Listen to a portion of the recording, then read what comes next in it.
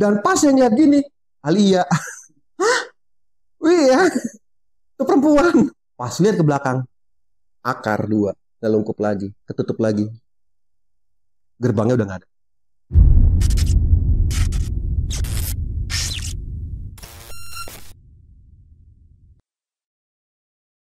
Wah, sontak saya itu gue teriak tapi temen gue lebih kencang. Setan, dia teriak setan. Kabur berdua langsung kabur sampai pinggir jalan.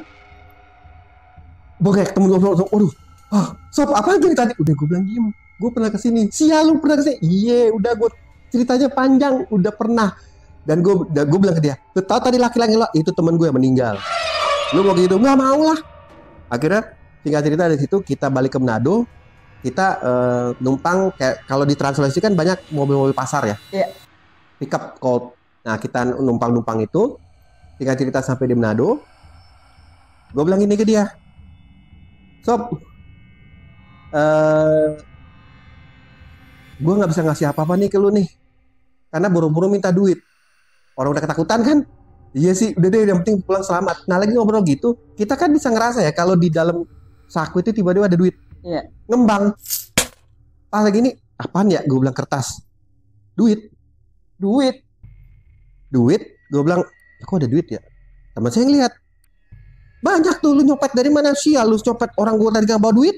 Kan lu lihat, bensinnya aja kasbon. Pas dihitung 1 juta. Hah? Gue bilang udah bagi 2 dah. Dia bilang nggak mau gue. Ini duit bro. Gue bilang ya udah sekarang kalau lu belanja di daun, ya udah biarin aja, buang aja. Duit. Tadi emang bener duit. Udah singkat cerita dari situ. Selama berhari-hari, gue sama temen gue ini yang si driver sekalian berangkat security ini kalau ketemu senyum tapi senyum kayak jangan cerita-cerita gitu. Udah.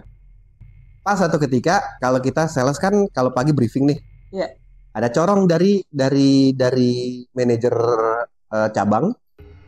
Dia bilang gini, panggilan untuk Roland, ada panggilan ke lobby, ada tamu. Oke. Ini lagi briefing. Jadi gue izin sama SPV, gue pikir waduh pelanggan. Cuan lagi nih. Bos gue keluar, masuk lobby, gue buka kaca. Lah, si perempuan lagi duduk manis di situ. Si Alia. Iya. Lagi duduk manis. Kaget gue bilang, ngapain lu di sini? Gue bilang. Dia senyum. Gue duduk, tapi gue duduk depannya dia. Gue agak jaga jarak. Gue bilang, ngapain kamu di sini? Kan gue udah anterin mobilnya. Enggak, saya kesini ada 3 tujuan.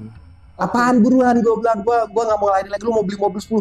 Sampai gue bilang gini, lu mau beli sama dealer-dealernya juga urusan lu. Gue nggak mau tahu lagi. Ya, urusannya apa sekarang? Yang pertama, BPKB kapan keluar? Kan gue bilang 3-6 bulan tuh nomor udah ada di mobil apa di kereta tuh gue nggak tahu deh. Lu cari sendiri, ada di situ. Telepon sendiri. Ini belum 3 bulan. Kedua apaan? Nah, yang kedua, saya mau kasih tahu istilah dia buka tasnya itu kayak telur kuning gitu. Okay. Dia buka foto. Tapi kalau kita ke tas foto kan beda ya. Kalau dia tuh kayak apa ya? Kayak bukan daun sih. Kayak kertas kuning gitu, ada gambar. Oke. Dan itu mirip kayak dia mukanya. Dan dia bilang, ini adik saya. Kamu ditunggu sama dia di sana. Wah, gue bilang, maksud lu? Iya. Kan saya jadi sama temen kamu. Adik saya maunya sama kamu sekarang. Gue bilang, gue ditandain sama keluarga lu. Iya. Wah, gue bilang enggak deh. Gue bilang maaf. Di saat itu saya bilang ini, sorry ya. Kalau temen gue bisa lu ambil, gue nggak bisa lu ambil. Maaf kata, bilang sama adek lu makasih, masih banyak yang lain. Cari yang sepantaran sama lu aja. Terus gue bilang ketiga apaan? Buruan. Gue masih banyak urusan. Padahal saat itu gue udah mengkeret. Udah ketakutan gue. Iya. Karena gue tadi bukan orang. Iya. Yang ketiga, diambil lagi dari tas. Jadi dimasukin ke foto, diambil dari tas. Koin. Hah? Koin? Koin. Jadi dia taruh di meja, dia bilang ini pemberian teman kamu. Yang teman kamu udah jadi suami saya sekarang. Dan ayah dari anak saya. Oke. Gue bilang, itu apa? Jimat? Gue bilang, bukan. Dia bilang, ini bukan jimat. Ini pemberian. Dan teman kamu bilang, selama kamu terima, berarti kamu jadi temannya dia selamanya. Tapi kalau kamu tolak, berarti kamu menolak dia selamanya. Gue bilang, perjanjian gue gak dibawa ya? Enggak, kamu gak dibawa. kan kamu udah nolak tadi, adik saya. Oke. Ini pemberian teman kamu loh. Saya coba bilang terima. Oke. Kasihan teman kamu. Oh ya udah, gue bilang gitu. Yang lain gue terima, yang gue talak, yang ini gue terima. Udah gak ada lagi kan? Mohon ya Alia, jangan ganggu gue lagi. Udah, saat itu langsung diberi dia pamitan. Dia pamitan, tapi dia gak marah ya. Padahal nada itu gue udah beberapa kali kasar. Oke. Karena antar udah ketakutan. Iya. Karena gue ini bukan orang. Bayang aja gak ada. Emang gak ada bayang. Udah, akhirnya dia pamitan. Dia keluar. Dan seperti biasa hilang di balik orang-orang. Dan itu koin gue ambil. Koinnya lu ambil Gue ambil dan sampai sekarang ada. sampai sekarang. What? Sampai sekarang. Ini boleh kita foto nggak? Boleh. Dan ini yang anehnya ini ada campuran tulisan seperti Jepang dan Cinanya. Dan gue pernah bawa ke Tapekong. Di khusus bagian Cinanya mereka nggak ngerti bahasa ini. Dan ke orang Jepangnya juga mereka nggak ngerti. Bahkan orang Jepang pernah bilang kemungkinan ini bahasa Shinto. Jadi kayak bahasa Jepang agama kuno ya? tua dulu. Oke. Dan ini saya nggak tahu apaan. Ini saya pegang sampai sekarang. Dan semenjak kejadian itu, sebulan kemudian saya resign dari dealer mobil. Saya ke Jakarta lagi dan sampai sekarang saya belum kembali lagi sampai sana. Dan pengen kembali lagi nggak? Nggak, udah cukup. Cukup ya? Udah cukup. Jadi ini dan selama memang gue pegang ini, gue nggak pernah jadi ninja sebagai jimat, nggak pernah.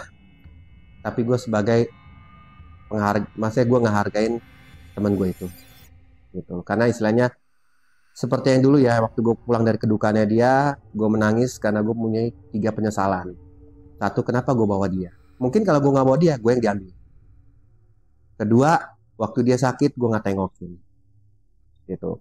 Dan yang ketiga, yaitu istilahnya gimana ya, kayak kita tuh kenapa harus dia sih, gitu. Cuma di satu sisi gue bahagia karena apa, di saat gue ketemu dia di Wentira, ternyata dia hidupnya mapan, Oke. nggak susah. Karena waktu dia di dunia ini ya, masih waktu jadi driver, kenapa dia jadi driver, hidupnya susah memang, hidupnya susah. Dia mesti menghidupin berapa adik-adik. Tapi gue nggak tahu ya kalau misalnya kelanjutannya dia, gue nggak tahu. Karena ke makamnya aja dia aja gue nggak sempet. Cuma ya itu gantinya ya gue terima pemberian dia. Itu Sampai saat boleh ini. kita foto ya? Boleh. Boleh ya? Nanti aja, oke. Jadi semenjak saat itu gue udah kembali lagi ke sono, gue di Jakarta. Dan gue berharap gue gak ketemu mereka lagi. Kalaupun gue harus kembali ke Manado satu ketika, tapi gue mungkin gak akan main-main menuju ke daerah sana ya. Nah, itulah tadi cerita dari Bang Roland ketika dia memasuki 2 kali ya Bang, Iya. 2 kali memasuki kota gaib Wentiran ya Bang ya. Iya. How do you feel? Jangan sampai terjadi lagi karena udah ditandai. Oke. Baik, untuk saat ini saya juga mengundang salah satu member nih Bang. Iya. Member kerajaan gaib. Uh-uh. Member kerajaan gaib di salah satu gunung di Jawa Tengah. Uh-uh. Yang mungkin sobat-sobat dari YouTube Keranjang Misteri ini sudah banyak tahu karena sebelumnya dia sudah podcast juga di tempat kita. Kita undang Kang Heru Survival. Ya, Kabar? baik. Halo Kang Heru, Baik, apa kabar? baik, Nyai. Baik. Salah satu member nih ya, member gunung di Jawa Tengah nih. Dan kalau Bang Roland ini salah satu member di kota gaib Wentira, jadi sesama member. Oke, pertanyaan nih Kang Heru, dari cerita yang kita dengar dari Bang Roland, menurut Kang Heru sebagai salah satu member di gunung di Jawa Tengah, gimana tuh Kang? Pendapat Kang Heru sendiri tentang kota gaib, apakah ada atau gimana Kang? Karena masih banyak perdebatan di luar sana ya tentang Wentira itu sendiri, bahwa Wentira itu cuma bohongan, ini cuma fiksi gitu. Sementara Kang Roland sendiri sampai mendapatkan souvenir dari Wentira sendiri. Mungkin Kang Heru boleh pegang. Iya. Jadi memang itu gue udah tahu tadi tahun 98. Kenapa gue bilang begitu? Karena di tahun 98 gue ekspedisi naik gunung-gunung di Sulawesi. Oke. Dan memang teman gue asli ada orang Palu. Jadi dulu kampusnya namanya Universitas Tadulako. Dan memang cuman waktu itu hanya sekelebatan doang, maksudnya ini apaan? Wah, menurut legenda dan mitos. Kan dulu kan waktu masih kuliah kan, apaan sih? Bukan bilang Wentira, Uwen. Iya. UN. Uwentira. Uwen. Wentira. Betul kan? Wentira. Oh, bukan Wentira Ya ya? kan dulu kan, ya gue pikir gini, wah ternyata bukan di Jawa doang atau Sumatera. Kalau lewat itu klakson, di sana klakson. Iya, Betul? betul. Klakson, Musik klakson. musik klakson. Orang apapun itu, klakson. Dan waktu itu memang ada kunciannya. Dan dulu pernah lihat, tapi secara ini ya, secara mohon maaf tahun 2007 ya. Jadi gue mengalami apa ya, kalau dibilang jadi mohon maaf ya, ini Uwentira antara ada dan tiada. Dibilang ada tapi nggak ada, dibilang nggak ada tapi ada. Jadi gue pernah mengalami, maksudnya sewaktu di kamar 308 di Pelabuhan Ratu. Oke. Ya kan, gue memotret acara Malam Satu Suro lah. Oke. Nah setelah itu gue motret suatu lukisan sangat bagus. Boleh gue sebut lukisannya? Boleh. Yang Prabu Siliwangi sama Nyi Roro Kidul. Setelah potret, ya kan, dan gue tidur di situ. What? Gue tidur di kamar 308. Tidur itu gimana ya? Karena gue udah capek, tapi kan dikasih kamar sama yang di bawah nggak dikasih. Maksudnya emang dikasih kamar gue. Cuman nama kuncinya bilang, saya mohon dan Mas tidur di sini. Kanjeng sama Prabu mengizinkan. Ya gue tidur karena gue udah capek, gue tidur aja. Gimana sih tidur? Kita meluk guling aja biasa. Iya. Tapi pas perasaan gue ini kayaknya mimpi ya. Terus itu pintu kebuka. Hah? Pintu kebuka, jendela. Oke. Itu kan Kamu- langsung menghadap ke laut kan? Nah betul. Terus ini kereta. Gue nggak tahu itu siapa. Gue nggak mengatakan bahwa itu kayak, mohon maaf ya. Tiba-tiba gue melihat, gue tidur tapi gue udah di kereta rencana itu. Dan gue muter. Dan itu bener. Jadi lu pernah ke Taman Mini? Pernah. Taman Mini nah, ada anjungan tuh, Pulau Sumatera, Sulawesi. Nah itu gue lihat apa sih? Lu pernah namanya masuk teater Keong Mas? Iya. Yang 3 dimensi? Iya. Kan, iya kan itu lantainya kereta kencana itu kaca. Oh. Iya gue jiper lah.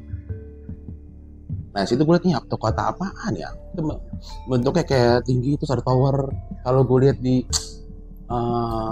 YouTube atau apa itu dia kayak Berlin. Ada gini. Betul. Terus Iya. terus ada bangunan kayak kaca-kaca ya. Kalau mohon maaf kalau di Perancis tuh bentuknya telur kebalik. Iya. Kayak cincin ya. Pernah lihat cincin gue nggak tuh? Kayak prisma-prisma gitu. Iya. Prisma-prisma begitu. Betul kan? Apa? Iya. Dan sempat Bang, Heeh. taruh aja. Gitu. Kan lu nggak tahu. Jadi bentuk bangunannya megah semua. Dan adanya tuh ini gue ya anggapnya gue mimpi lah.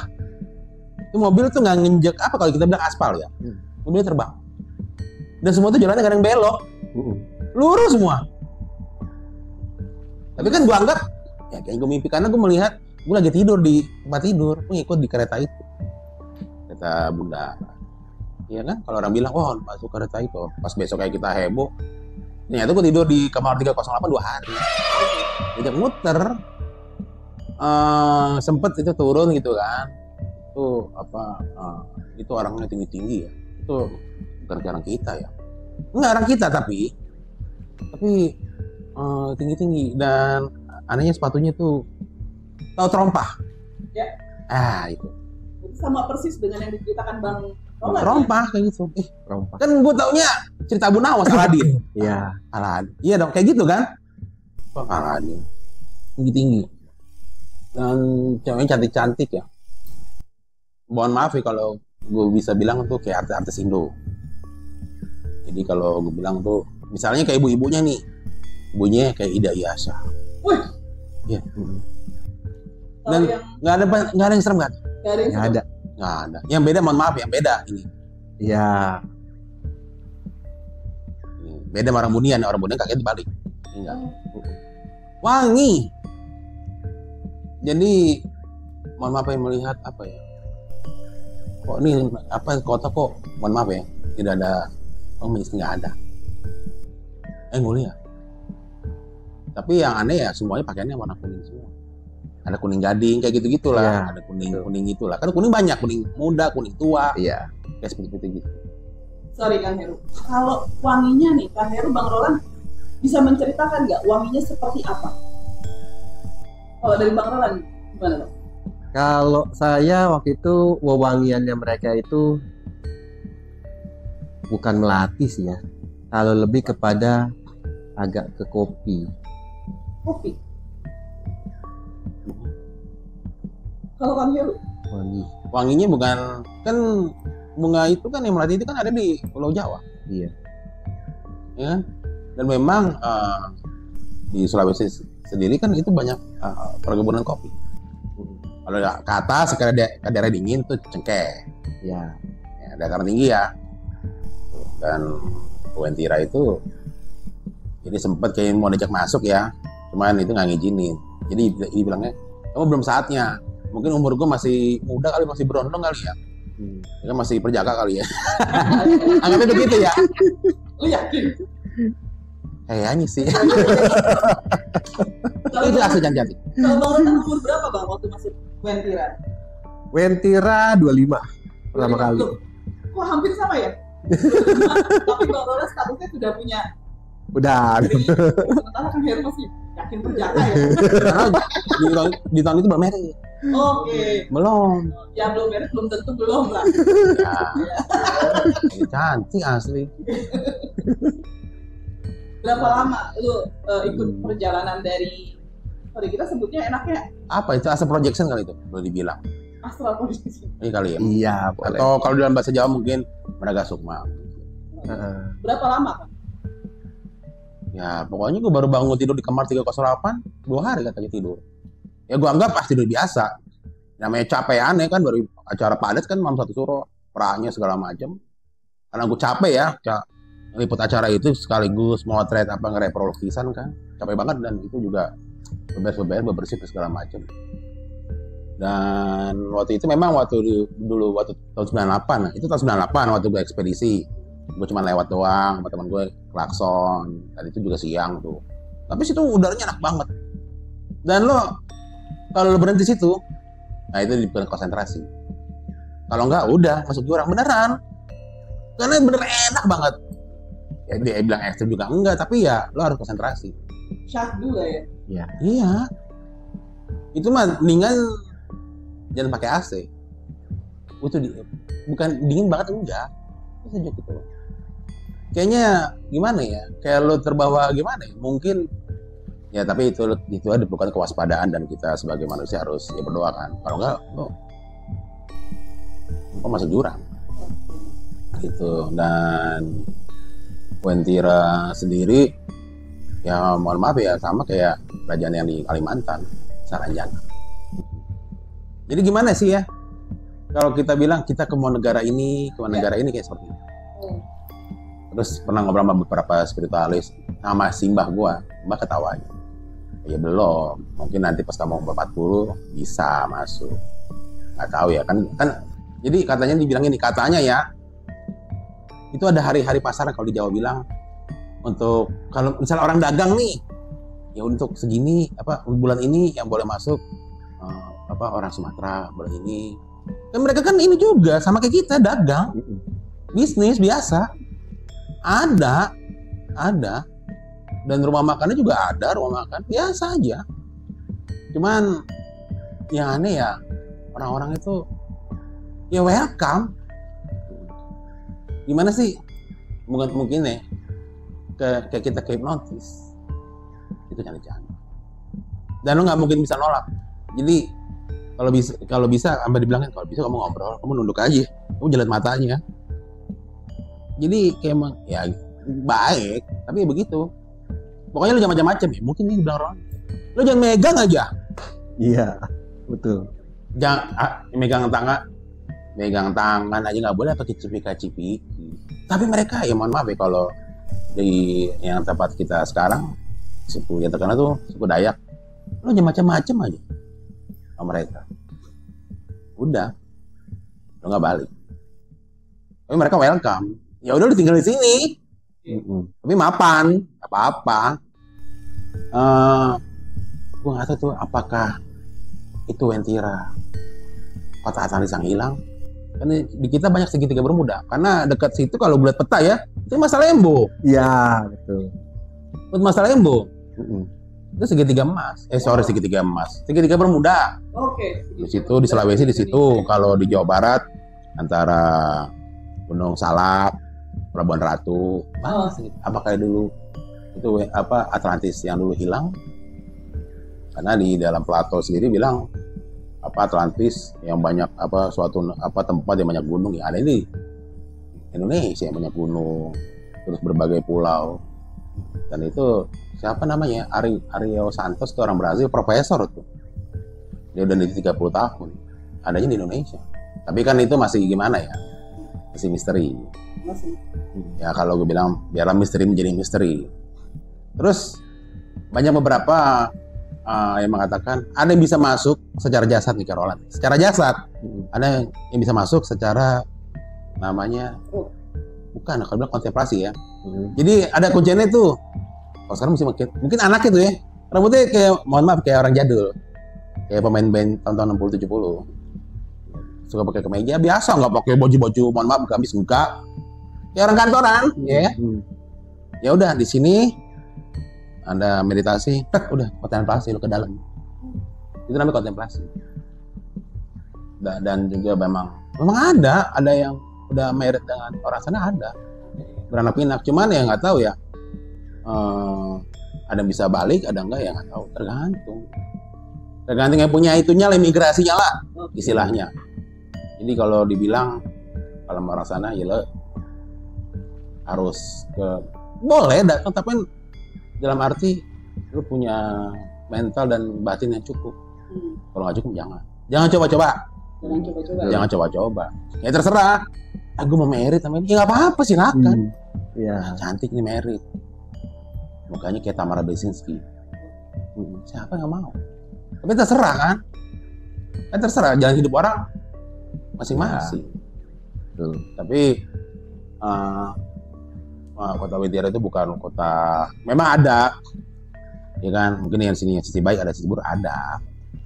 Sisi buruk ya udah pesugihan yang buruknya. Ini baik.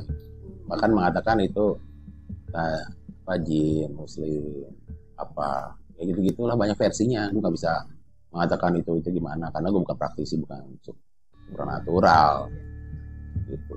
Pokoknya pingin sih ke kota Wentira kalau gue nya. Dengan umur gue segini ya, udah setengah abad. Apalagi mau dicari ya enggak? Cuma katanya, ingin tahu aja. Yang pertanyaan adalah, lo balik gak? itu yang harus di garis bawahi ya. Dan bahkan ada beberapa nih, ada yang seru juga nih. Ada yang mengatakan itu Wentira, Soranjana, itu emas semua. Itu kita nggak bisa ngambil sembarangan. Dan bahkan mengatakan, kalau Indonesia benar-benar susah nggak bisa makan, dalam arti rakyat nggak bisa makan, itu baru turun. Tapi bukan buat rakyat miskin ya, bukan buat pejabat, bukan. Tapi tergantung dari leluhur. Iyalah leluhur. Misalnya Sulawesi, Minahasa, yang Kalimantan Daya, tergantung.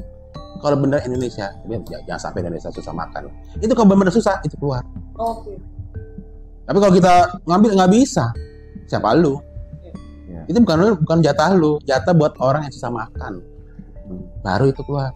Itu keluar dalam arti ya gimana ya, kalau di zaman sekarang lo mau nyetak duit nggak bisa, lo mesti punya cadangan emas. Dari itu baru dibikin nyetak duit. Gitu.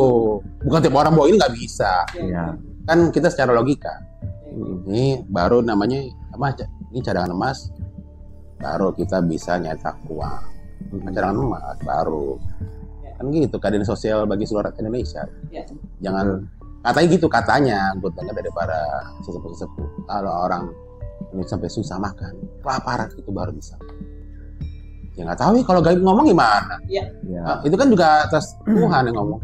Jadi lo jadi. Betul. Gini. Jadi. Jadi kita sikapin dengan bijak aja. Percaya tidak percaya terserah Anda. Tapi kita sudah mengalami. Ya terserah lah mau bilang gimana. Tapi itu kan udah ada. Betul. Gitu. Keren banget nih kan.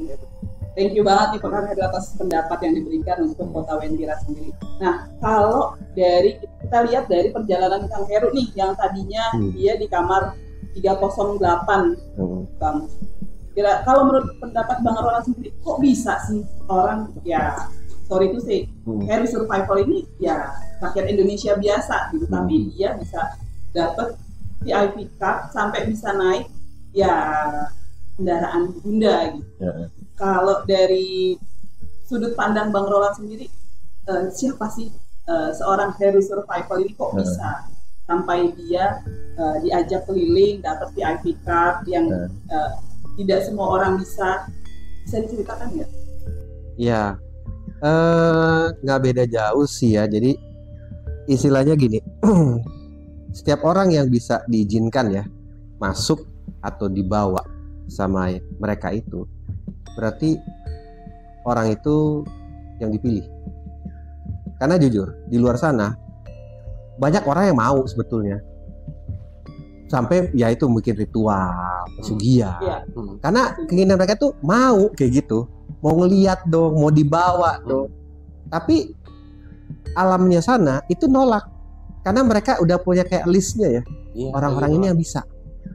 Iya, jadi contoh kayak Kang Heru, ya mungkin masuk listnya mereka. Ini bisa. Nah, di saat dibawa itu mereka ada tujuan supaya ini loh yang orang lain nggak bisa lihat, lu doang yang lihat. Dan mereka biasa naruh kepercayaan bahwa informasi yang diberikan itu bisa dipegang sama orang ini, gitu. Jadi kalau kayak gini ya, kayak kalau salah ke sembarang orang, bisa-bisa itu kan dibikin jadi ritual yang nggak bener, gitu. Tapi mereka itu percaya kepada orang tersebut, kalau mereka dikasih lihat, dibawa, orang ini bisa pegang kerahasiaannya itu. Dan orang ini diyakini bahwa bukan sesuatu orang yang pegang satu pesugihan yang aneh-aneh, gitu. Karena mereka tahu, gitu. Jadi bersyukurlah kepada ya istilahnya orang bagi kita ya yang ngalamin itu lebih kepada ada rasa bersyukur aja bahwa kita yang bisa ditongolin ya, bisa dikasih lihat gitu loh. Jadi kalau yang di luar sana misalkan ada yang kayak sorry ya bisa mencemooh atau apa, ya satu karena mereka nggak ngeliat, karena yakin di saat mereka nggak ngeliat, satu belum tentu mereka kuat ngadepinnya. Kenapa? Yang namanya hal seperti itu ya pasti ada ya tadi, kalau orang yang nggak bener tumbal, bisa jadi, atau yang bukan masuk listnya mereka ya bisa jadi tumbal, gitu.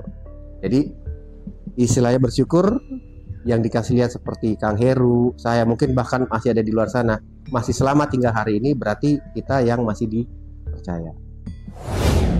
Itulah tadi sekelumit cerita dan perjalanan spiritual dari Kang Heru Survival dan juga Bang Roland mengenai Kota Gaib Wendira.